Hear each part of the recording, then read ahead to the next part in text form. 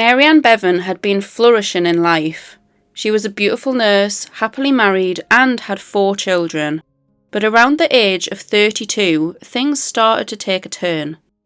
She became known as the ugliest woman in the world, but she selflessly endured endless ridicule and humiliation and sacrificed her dignity all for her children's well-being. So how did a beautiful woman with such delicate features become cruelly labelled as the ugliest woman in the world?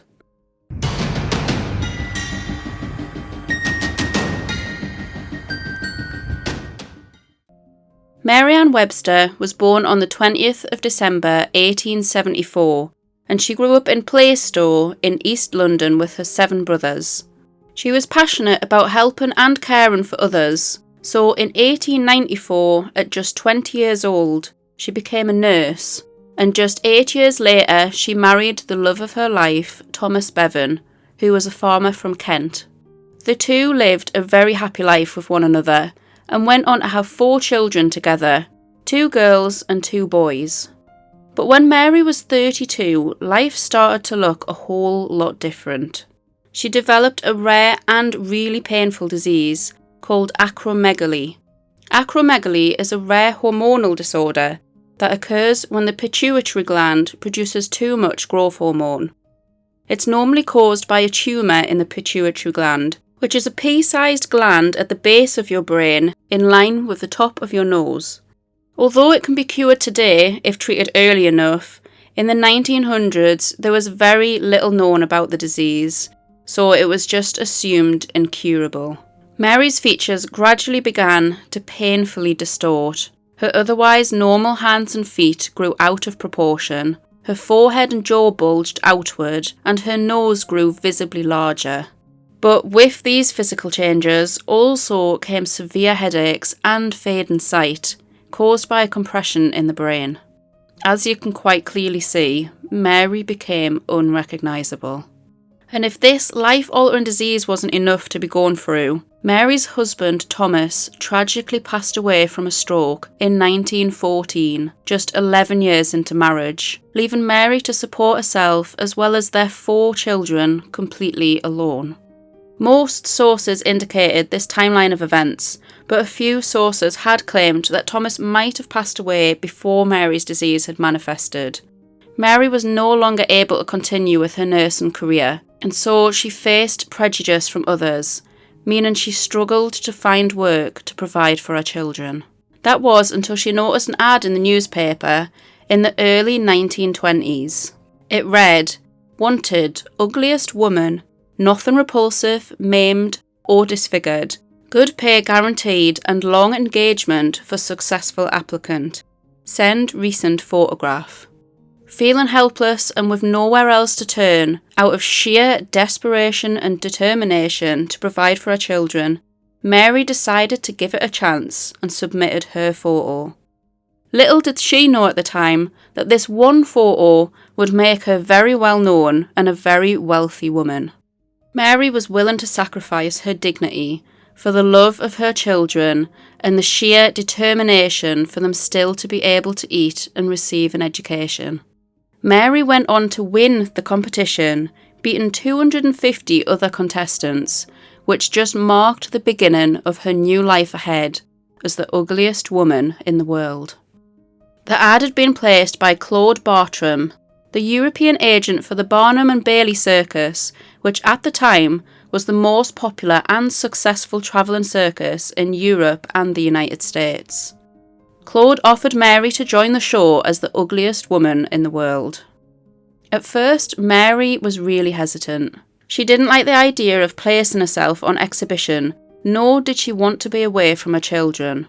But she was offered a really good deal of £10 a week with travelling expenses on top, as well as any income she received from selling postcards with her photo on. At the time, an average skilled worker earned less than £2 a week, so it was a substantial offer that Mary simply couldn't refuse. She accepted the offer and joined the circus. Her touring also attracted the attention of Samuel Gumpertz, a very proficient figure in the circus world. he invited Mary to join his sideshow at Coney Island's Dreamland in New York, which at the time was one of the biggest locations in the world for sideshow performers.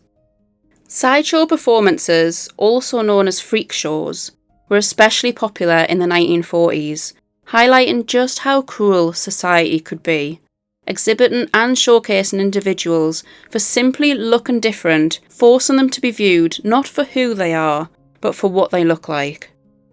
Mary joined the Coney Island show in 1920, where she then spent the rest of her life. Mary became a sideshow sensation as the ugliest woman in the world, and in her sole goal to provide for her children, she succeeded enormously. She substantially capitalised on her own misfortune as a means of survival. Within 2 years of performing in New York, Mary earned £20,000, which today is roughly the equivalent of £1 million. Mary was able to send her children to a private boarding school, which reassured Mary that they had a stable education that she had always dreamed for them. But with this came a cost. Not physically as such, but mentally. For many, Mary's appearance was a spectacle, as they gawked at her size 11 feet and size 25 hands on her 5'7" frame. She endured looks of disgust while constantly ridiculed and humiliated, being made to wear clothing that emphasised her distortions and masculine features, all in an attempt to make her look as unattractive as possible. But still driven by the compassion for her family, Mary continued to exhibit herself. She endured the crowds in front of her mocking her appearance, while suffering the increasing pain and blindness from the disease.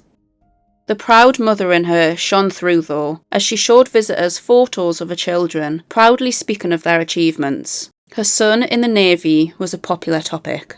Mary paraded alongside other notable sideshow acts, including Lionel the Lion-Faced Man, Zip the Pinhead, and Jean Carroll the Tattooed Lady. Mary still made appearances with Barnum and Bailey Circus, and while performing with them at Madison Square Gardens, she developed a friendship with the show's giraffe keeper Andrew. It's unclear whether there was ever a shared romantic connection, but the friendship alone offered a glimmer of normalcy in her otherwise abnormal life. Mary had also risked her career when she decided to have a makeover. A local beauty parlour offered their expertise, giving a manicure, massages and various other treatments.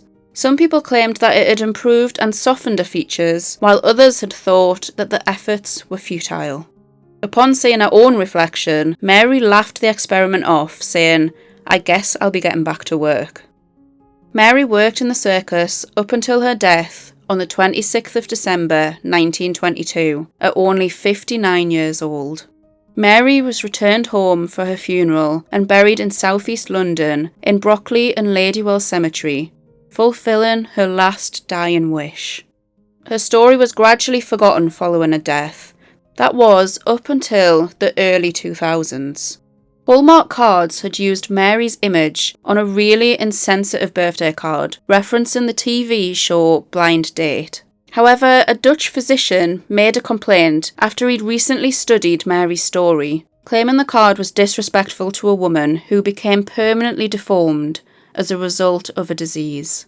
The communications manager at Hallmark agreed that the card was insensitive, and she responded saying, "Once we found that this lady was ill, rather than simply being ugly, then the card was withdrawn immediately, as it would breach anything we do in terms of taking the mick out of anyone who was poorly." Hallmark stopped the distribution of the card, but they refused to recall they already exist in stock. Mary's story is a reminder of just how cruel and superficial the world can be. She was so much more than her label. She was a mum and a provider, and she refused to allow tragedy to ruin her amazing spirit. She should be remembered as a very courageous woman who did what she had to do to survive and provide for her children. Her story is one of sacrifice, courage and love, and what she did for her family, in my opinion, just shows how beautiful of a woman she really was.